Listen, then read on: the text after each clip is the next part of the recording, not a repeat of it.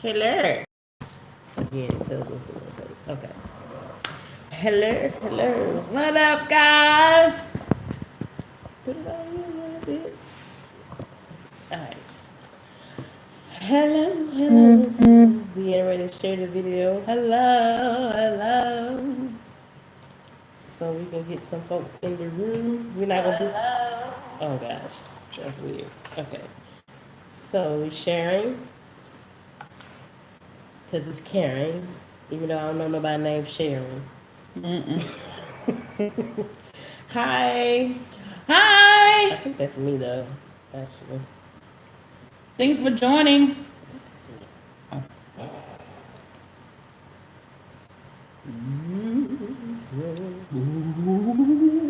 right.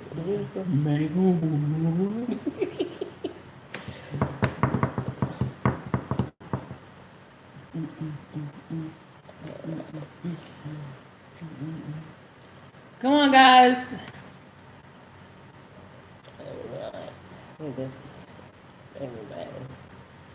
Okay, so we're sharing. We're gonna start in a few seconds, Yes. a few minutes. Oh, you were just thinking of me. Oh.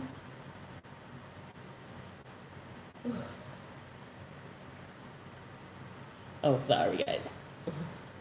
Really? All right. We have. This is right. We have. Let's see. Give us like 2 more minutes to make sure people comes in. Hi.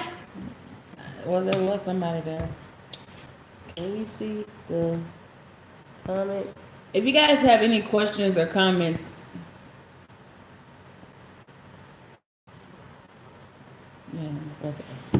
If you guys have any questions or comments, go ahead and type in your info. Yeah. Okay. So I'm going to open up the video on another phone here because the chats, the comments come by really quick. Oh man. Okay. So what am I doing? Going back to YouTube. Ooh, just got hot. What's up?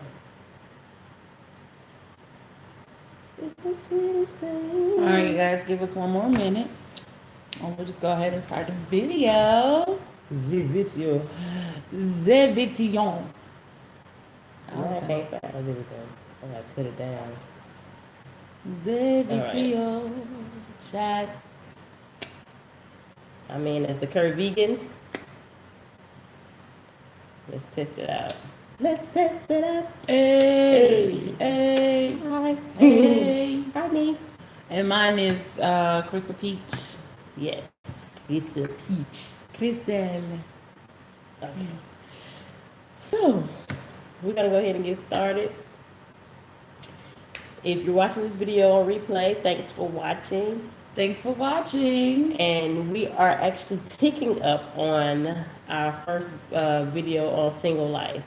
So to quickly recap that, we talked about learning how to be comfortable by yourself first. Date yourself. And did we talk about having a relationship with God first as well? Yes. And He will send you your spouse, your loved one, your tailor-made person, your tailor-made love, the love of your life, whatever. My life. We have Sing to Rich. Y'all know that. So anywho, so we wanted to leave off. I wanted to get into another spectrum of single life, and that's single Christians. Boom, boom, boom. So I've done like some research on the demographics of people that attend church and attend it faithfully, and the amount of people who are single in the church is more than half of married couples in the church. That's true. interesting. It's a lot of singles in the church. That's interesting. Honey, look, it's a lot of singles that's in the church, and I think a lot of that also come out of the fear of dating outside of church. I think that too, but I also think that we have been, and I say we because I'm single, I'm in the church. Me too. We have been taught that if we stay in the church, that our husband or our wife or whoever is going to just drop Gonna be miraculously sent, yeah. into our lap. It's not going to happen. I was actually told one time, I was prophesied to, y'all see the quote, that if I continue working and serving in the church, the Lord was going to send me my husband. How though? Because if I'm working to the point, because I think let me put a side on there. When you're working and you serving, especially if you serve beside your pastor, you have a tendency to get overconsumed with serving. So it's hard to see out of that beeline. And if there is somebody that the Lord has sent, how do we even see it? Because we're so focused, we don't even realize that that person is there for us. So in all actuality, are we missing out on our blessings? Are we blocking it out? Go ahead. Some men are very bold. They will come and approach you now, which I have seen that happen, where a guy, you have couples who meet within the church, and the male is like, the woman's like focused on that because I just been prophesied to. The Lord told me, the Lord said that, he's gonna send my husband, and then this guy all of a sudden, you're like, oh my gosh, God just told me you're my wife. Of course, pray about that first before you just like, oh my God, really? Like, no, pray about that. Ask the Lord to show you the same thing because He showed him or was prophesied to him. Exactly. Before you just do that, because be happy to do that too. That's a confirmation. Those are jokes. Yes. We know a pastor who fell for that. Yes. So, but no, like, just pray about thirsty. Yeah, look, just pray about that. But there are some men that will approach the woman within the church, but then you got some men who feel like they should be approached. Mm-hmm. Another thing I want to say, you have to discern this too, because you kind of touched on it, but you didn't. There are a lot of, and I'm gonna be very blunt, snakes that feel that Christian women are easy and are weak and are gullible. Very gullible. So we have to put our guard up. And I think there's no threshold. There's either hot or cold, or black or white. We put our guard up so high that nothing can get in, but that's not the case. I remember back in the day, where your mother used to put you in all this Vaseline and grease your hair and grease your scalp with Vaseline, and then science came along and said, hey, that's not a good idea because your hair can't breathe. Your hair can't breathe. Nothing can get in, nothing can get out. And that's what we do as, especially, I'm guilty of it. I'm guilty of focusing and distracting myself from even noticing if a man is looking at me, or noticing if a great guy is looking, and then I miss out. Because that's also because we're like, oh, well, he's not in the church, so why is he even trying to talk to me? Even in the church, though, think about it. Even in the church, we get to the point where, like we said, we have to put our guard up because we have dealt with so many snakes in the church. Sure.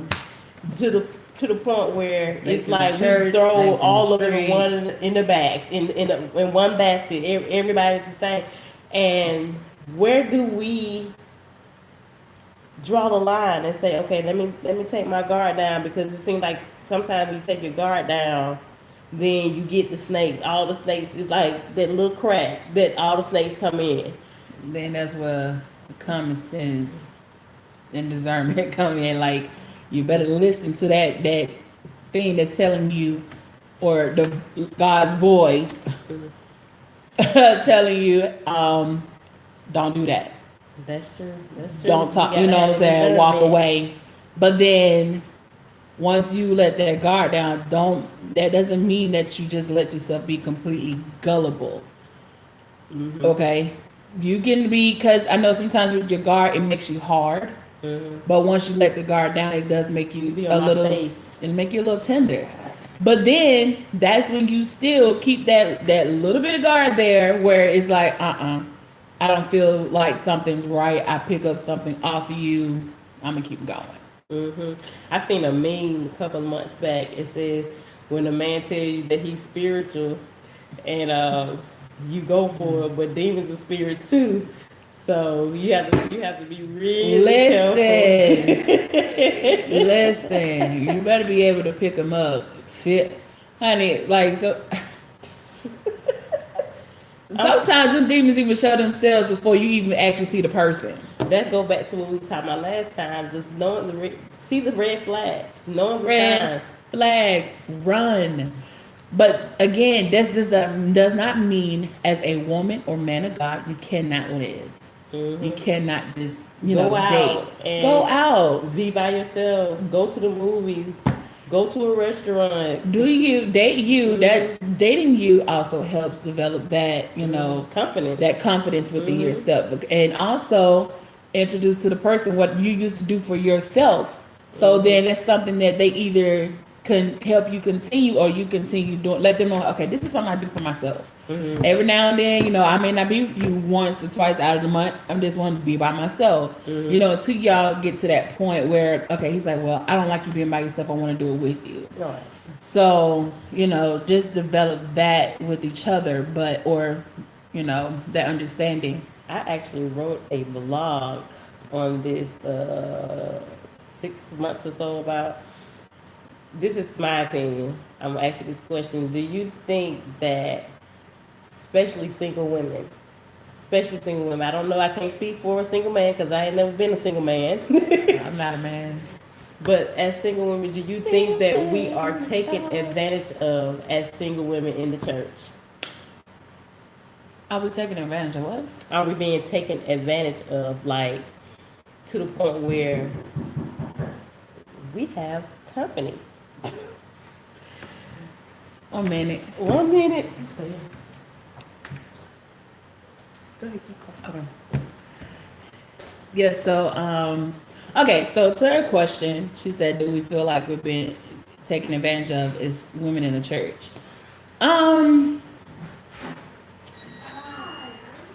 Again, I think that depends on the person.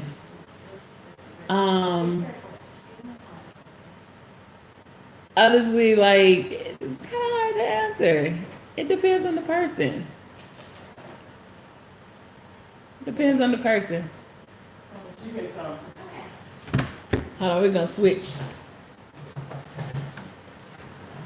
We got a lot going on today, y'all. We got company that came to the door. But I'm not sure where she was answering it, but this is my take on it. I think, like she said, it does depend on the person. And it also depends on the intent of the person. Like, why are you serving? Are you Okay. Are you serving for a person, or are you serving for the love of God, for for God? Are you keeping God in your mind? Because the Bible does say, in all things acknowledge Him. So are we acknowledging Him in the midst of that? Or are we actually just doing it to please that person, that pastor, that reverend, that doctor, whoever? And so I have experienced both spectrums to the point where I felt like I was doing it for God, but I still experienced this thing called burnout. Because I was going, because my role extended past the church as an armor bearer, as the person that served alongside the pastor. So I started thinking after I got in this burnout stage, like, what was, and and I wasn't the only person going through this at the time. I was talking to my mentor at the time. She was going through a burnout phase, and she was like, I just don't have time for myself because you have spent everything in giving time to everybody else, everything church. I was going to set up the church, Kids. right? I was going to set up the church. I was doing praise and worship. I was serving beside the pastor. I was cleaning the church back up and getting it squared away for the next day. And it was a lot. And then I got home and I didn't have any time to myself. And that wasn't the first time that it happened. This happened on several occasions, several different pastors and stuff like that. And so it's like, again, that's question, where's the threshold in saying, yes, I can come to sing at this event, or yes, I can come minister here, and no, because when no comes into place, that's where a lot of opposition happened, and you can contest that because you had started saying no way before I started saying no. And they were mad too. And so and we served alongside the same person at the same time. As armor bearers. And so it's a scenario where now we're single and we're still living our best life. Don't get us wrong, we're living our best life. But I know both of us did experience this burnout phase, not just mentally and physically, but spiritually as well. Like, we just burnt out. We didn't want to hear nothing about no church. We didn't want to go sing nowhere. I think we took a year. Right. I mean, when I say burnt out, we took a year break. Of nothing. Just going to work and coming home. Go to work, come home. Because also within that burnt out, there was a lot of things that were happening. Which this topic could actually go into another subject that we're going to talk about. But also it ties in with being single. Because I've known some friends, and not only, but ourselves as well, who said, I'm so tired. I just need a moment. Can I take a moment? Or they're like, can I just, what is it called? Sabbatical. Just give me 2 weeks of a sabbatical so you can do something for yourself. Because as an armor bearer, you're there from when the pastor get there until they leave. And sometimes on Sunday, you may want to go and do something. Then on Saturday, you're probably praying just to make sure you have yourself together, or that early morning. Or you don't like, for me, I don't like on Saturdays, I go out, but I don't stay out too late, because I know I like to be prepared for Sunday. Yeah. So, and I'm like, you want that time where you can actually go and spend time not only with yourself, but if you want to go on a date. You're like, I can't do it if I'm constantly on 24/7 call with some. That goes back. Some leaders take it to that extreme where they feel like you're supposed to be at their beck and call. You're supposed to wipe their butt. You're supposed to wash their feet. You're supposed to comb their hair. You're supposed to brush their teeth. Take care of their kids. You're supposed to, wash their clothes. Change their pants. I mean, we did that too. But I'm just saying, we did all of that. But still, but some pastors, and not saying all pastors, or not just saying just in the church, but this is containing work also. This is work. Balance. This is, you have to have some form of balance. And it is personal, and you take time for your personal life. Because I know that's another thing we do as women of God and men of God. We focus on just church, work, and home and family. And sometimes you may have to take that time away from family, because they're the main ones saying, "Why are you still single?" Well, you want to know. So much? Well, why you at church so much? That's a question too. And the Bible does say, your first ministry is at home. Home is not only your physical home, but your body as well. Your mind, and you just got to get to the point where you create a balance where you can date yourself, love yourself, treat yourself like a queen. So when your king comes, you already have that queendom mentality. So we not take going care of yourself, love you. we really we're gonna cut it short. But I want to ask this question, and please comment below. Where do you draw the threshold between serving others and serving yourself? That makes sense. Yeah. Okay. So serving, where do you, where you serving for, for the goodness of the kingdom and the building of the kingdom of God, and then serving yourself to the point where you won't get burnt out. There'll be a part 3 to this because we wanted to address that question because again, that question can also go 2 different ways. It can address into your single life, and also it can address your life as far as a working person or a church person or whatever else it is that you, even a business owner, you still have to take time out for yourself. But also, another question I wanted to ask, as men and women of God, how do you feel about online dating? That's a good one. That's a good one. So I think that would be, I can't wait to hear. Questions. Yeah, I can't wait to hear you guys in. answer. I know how I feel about it.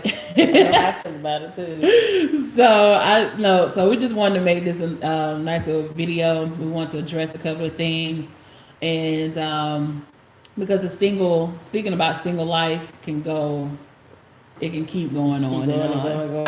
So, but this is the end of our single life part 2 dope discussion video. Self-discussion. So if you would do us a favor and like, subscribe, comment, hit the bell to be notified, and share.